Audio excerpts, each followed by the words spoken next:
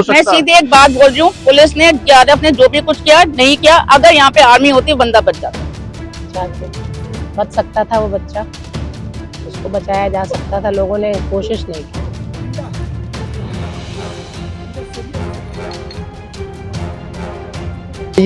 क्या लगता है इस हादसे का मुख्य जिम्मेदार कौन है? देखिए, जितने लोग वहाँ खड़े थे जी, पुलिस प्रशासन भी था, NDRF टीम भी थी जी, वो सब लोग जिम्मेदार हैं इसमें। नोएडा भी जो प्राधिकरण है वो भी जिम्मेदार है, प्रशासन भी जिम्मेदार है, क्योंकि वो उनके सामने खत्म हुआ है, लड़का उनके सामने डूब नहीं दी और केवल कुछ लोगों को सस्पेंड कर देना जी उसका समाधान नहीं है।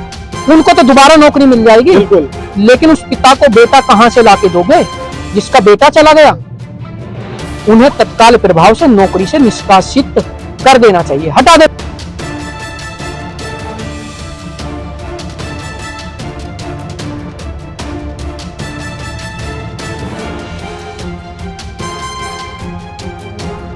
पानी का बहाना बनाते हैं। ये बहाना नहीं जी, हेलीकॉप्टर आ जाते हैं, हेलीकॉप्टर के द्वारा 10 मिनट में बचा लिया जाता है अगर किसी बड़े इंसान का बच्चा हो। एक हम जैसे आम नागरिक की यहाँ को इसमें सबको देखना चाहिए। आप देख सकते हैं ये आम लोग हैं, क्योंकि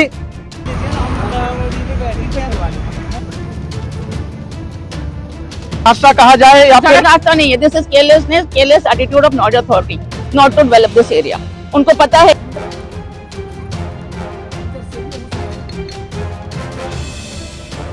इस समय हम नोएडा सेक्टर 150 में हैं, जिसे कि सबसे पॉश और ग्रीन सेक्टर कहा जाता है।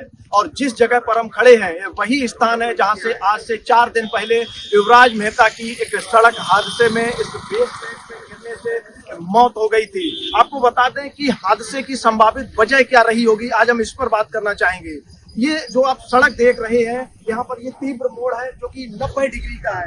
आपको हम दिखाना चाह रहे हैं कि जिस जगह पर ये हादसा हुआ है यहाँ से गाड़ियां आती हैं, आप देख सकते हैं किस प्रकार से बाहर निकल रहे हैं। 90 डिग्री का तीव्र मोड़ है और इसके सामने आप देख सकते हैं निर्माणा बेसमेंट है जिसमें कि पानी भरा हुआ है। अगर इसको हम एक खूनी स्विमिंग पूल कहें तो ये कम नहीं होगा। और किस प्रकार से यहाँ से सीधी गाड़ी आई होगी और यहाँ पर किसी भी प्रकार का कोई रिफ्लेक्टर नहीं लगा हुआ था, कोई भी बैरिकेड्स नहीं लगा हुआ था, जिससे कि विजिबिलिटी 0 थी और वही विजिबिलिटी 0 इस हादसे की वजह बनी। तो ये है, यहाँ पे पूरे एरिया में फॉग लाइट्स नहीं है, रिफ्लेक्टर्स नहीं है, कोई इंडिकेटर्स नहीं है।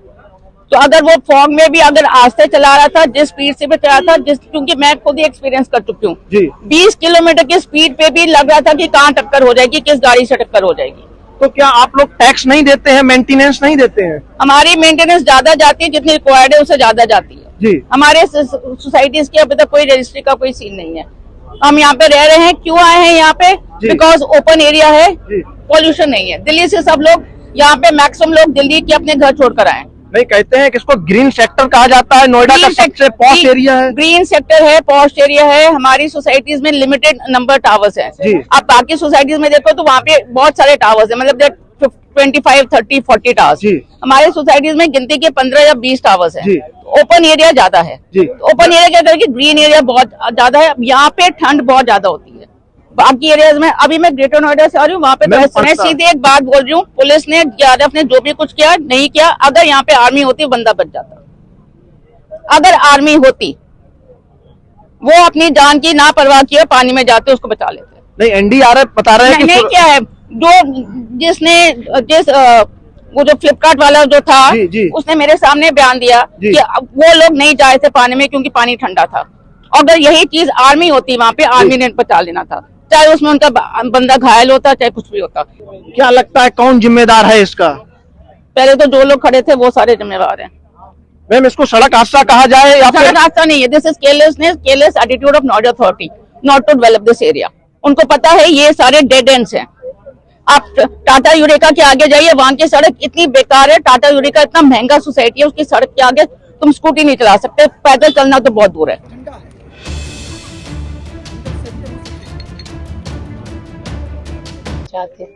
बच सकता था वो बच्चा, उसको बचाया जा सकता था, लोगों ने कोशिश नहीं की। चिल्ला रहा था, 1.5 घंटे तड़प रहा था, इतने सारे प्रशासन के लोग खड़े थे, 150-200 लोग खड़े थे, सब तमाशा देख रहे थे। क्या नोएडा प्राधिकरण के पास इतना भी बजट नहीं था कि यहाँ 2 रिफ्लेक्टर भी लगवा दिए जाते? हम लोग तो 2 साल से रह रहे हैं, ये तो अब लगे हैं बैरिकेटिंग वगैरह 2-4 दिन से, नहीं तो यहाँ कुछ भी कभी कुछ दिखाई नहीं देता। अच्छा, क्या लगता है सर, अगर ये बैरिकेड्स लगे होते तो हम इस हादसे को रोक सकते थे?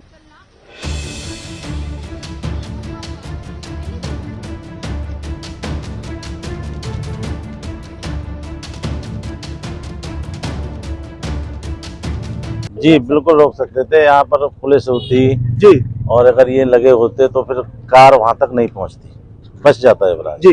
पर यहाँ पर है ही नहीं हादसा हो कोई। चुका है। बताते हैं कि यहाँ पर 15 दिन पहले भी एक हाँ। ट्रक का हादसा हुआ था। 15 दिन पहले का हादसा हुआ था तो ट्रक ने ये दीवार तोड़ी थी जी और उसके बाद में कोई कार्रवाई नहीं हुई। ट्रक वाले को भी उसी बंदे ने निकाला था, जो बंदा युवराज के लिए कूदा था, ओके। उसी बंदे ने उसको नहीं निकाला था। एक बयान आया है मीडिया में कि उसको इतना प्रशासन के द्वारा उसको प्रताड़ित किया गया, इतना दबाव डाला गया कि बेचारा बयान बदलने को मजबूर हो गया। हाँ है, दहशत में है वो। मेरी मुलाकात हुई थी, कल भी हुई थी जी। तो वो दहशत में है। उसको लोग गांव वाले भी डरा रहे हैं कि तुम अपने बयान को बदल दो और तुम जाओ मत या भाग जाओ। सर क्या इससे ऐसा नहीं होगा कि आने वाले समय में अगर इस प्रकार से हादसा होगा तो कोई किसी की मदद के लिए भी पीछे नहीं, आगे नहीं आएगा? होता यही है। किसी का एक्सीडेंट हो जाए तो आदमी बच के निकल जाता है। क्यों?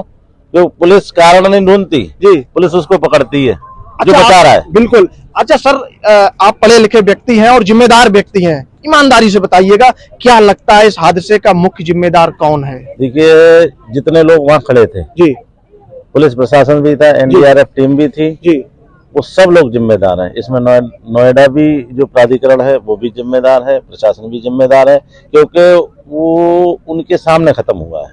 लड़का उनके सामने डूबा है युवराज।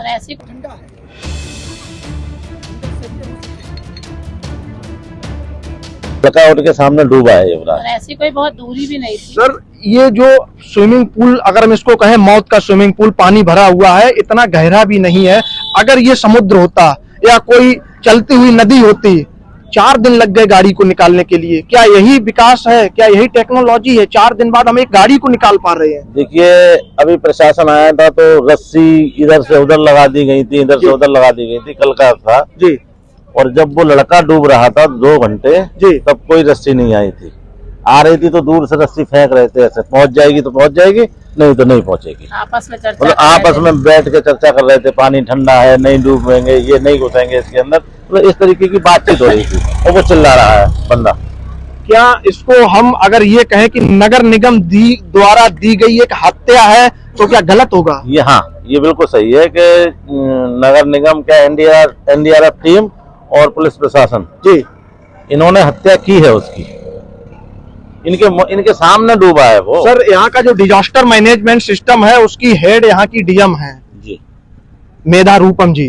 घटना के 4 दिन बाद यहाँ पर विजिट करने आती हैं।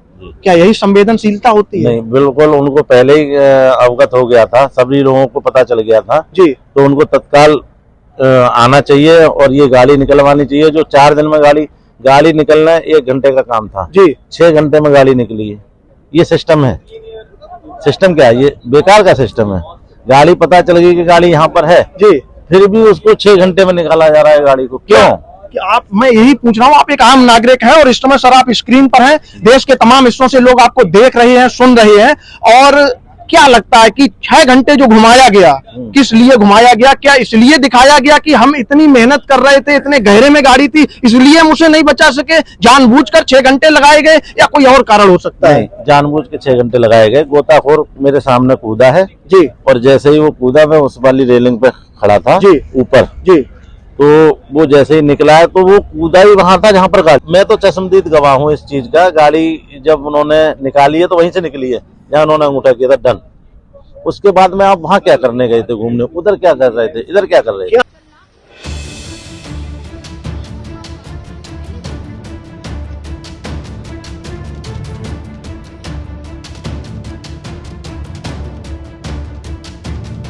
अशोक जी बताइए, इस पूरे घटना पे क्या कहेंगे?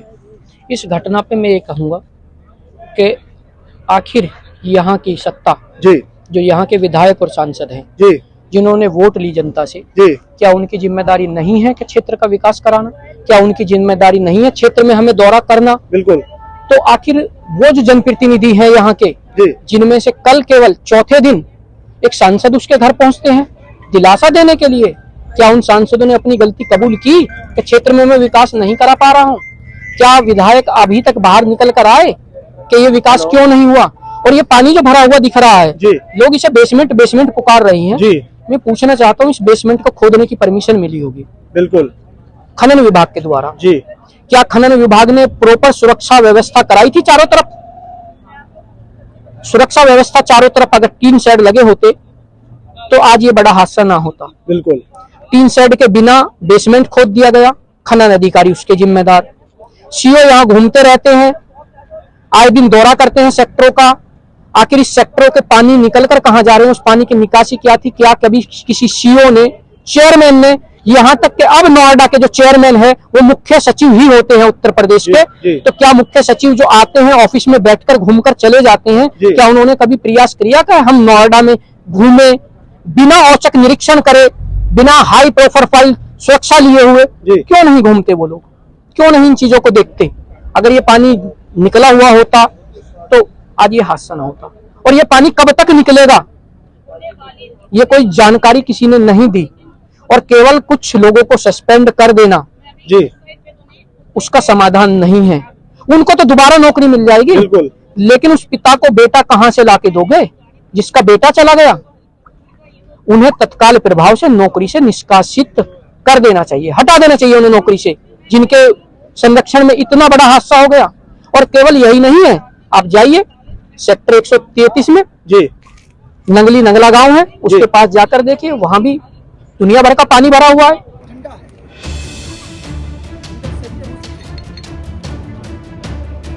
विकास, इस मौत की वजह क्या रही? युवराज को सड़क हादसे ने अपने काल के गाल में ले लिया या इसको हम हत्या कहेंगे?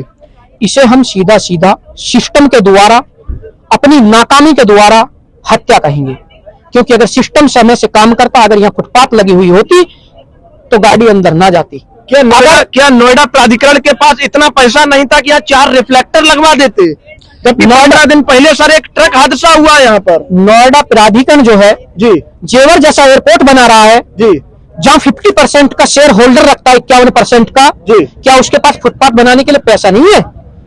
नोएडा प्राधिकरण जब प्रदेश में अन्य आयोजन हो वहां पैसा भेजता है, लेकिन ये आयोजन नहीं है। अभी 25 तारीख को यूपी दिवस मनाया जाएगा, उसके लिए पैसा है, लेकिन फुटपाथ लगाने के लिए, पानी की लाइनें चलाने के लिए, ट्रांसपोर्ट पब्लिक हो जाए, यहाँ पर पब्लिक ट्रांसपोर्ट हो, उसकी कोई व्यवस्था नहीं है। कि भेंट और प्रदेश सरकार और यहाँ के जनप्रतिनिधियों की नाकामी के कारण आज ये हत्या हुई है।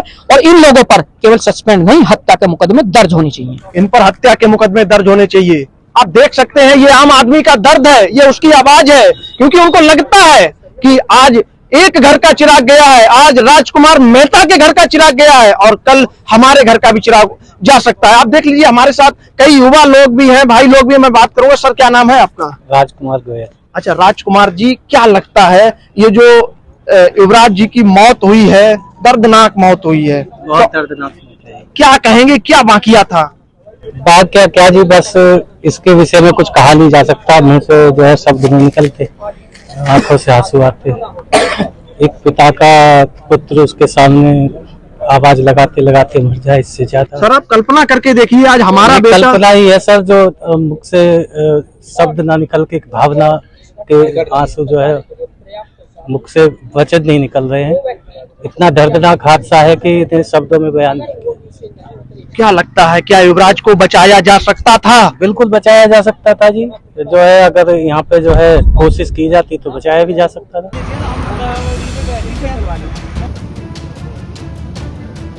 है कि ऐसा यहाँ पे पुलिस भी थी, प्रशासन भी था, उसके बावजूद भी जो है वो बच्चे को 2 घंटे तक नहीं बचाया गया। सर क्या वो आम नागरिक था इसलिए एनडीआरएफ की टीमें नहीं कूदी?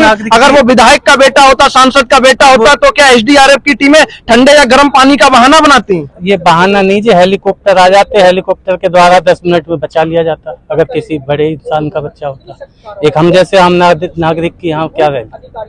क्या आम नागरिक की जान की सरकार की नजरों में, प्रशासन की नजरों में? इस हादसे से तो यही लगता है जी कि हम जैसे आम नागरिक की कोई वैल्यू नहीं। कोई वैल्यू नहीं। आप इमोशनल हो रहे हैं और मैं आपका दुख समझ सकता हूँ, क्योंकि मैं भी 2 पुत्रों का पिता हूँ, 2 बेटियां हैं, 2 मैं समझ सकता हूँ उस पिता की हालत। और सबसे बड़ी बात यह है क्योंकि ये कोई ऐसा एरिया नहीं है जो बहुत पिछड़ा हुआ हो। आप देख सकते हैं चारों तरफ तमाम फ्लैट्स बने हुए हैं, करोड़ों रुपए के फ्लैट्स हैं जिसमें कि करोड़ों लोग रहते हैं, लेकिन उनकी जान की कीमत कौड़ी बराबर है। और यहाँ पर एक आप बैरिकेड्स नहीं लगा पाए, अगर यहाँ बैरिकेड्स होता, रिफ्लेक्टर होते तो शायद ही ये हादसा हो। इस समय हम परी चौक से ग्रेटर नोएडा जाने वाले एक्सप्रेस वे के जस्ट बराबर में खड़े हैं और आप हमारे पीछे तस्वीरों में देख सकते हैं कि किस प्रकार से यहाँ का ये रोड है और किस प्रकार से ये डिवाइडर लगाए गए हैं। इन पर ना ही कोई रिफ्लेक्टर लगाए गए हैं, ना ही कोई साइन बोर्ड लगाया गया है। और आपको बता दें, युवराज मेहता का जो सड़क हादसा हुआ उससे इसकी दूरी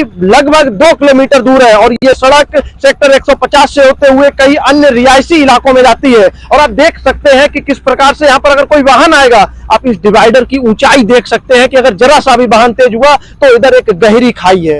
यानी कि नोएडा प्राधिकरण एक और बड़े हादसे के इंतजार में है कि आइए और अपनी गाड़ी को इसमें लाइए और सीधा गड्ढे में चले जाइए। और इसी प्रकार से युवराज मेहता का जो सड़क हादसा हुआ और यही वो सड़क है जो एक और नए हादसे का इंतजार कर रही है। आप देख सकते हैं किस प्रकार से ये कनेक्टिंग रोड है जो परी चौक से ग्रेटर नोएडा एक्सप्रेस वे को जाती है। और देख लीजिए आप किस प्रकार से जो सामने से वाहन आते हैं ना, कोई रिफ्लेक्टर है, धूल मिट्टी से सना हुआ ये एरिया है और प्रशासन इस ओर बिल्कुल कुंभकर्णी नींद सोया हुआ है और एक नए सड़क हादसे के इंतजार में है।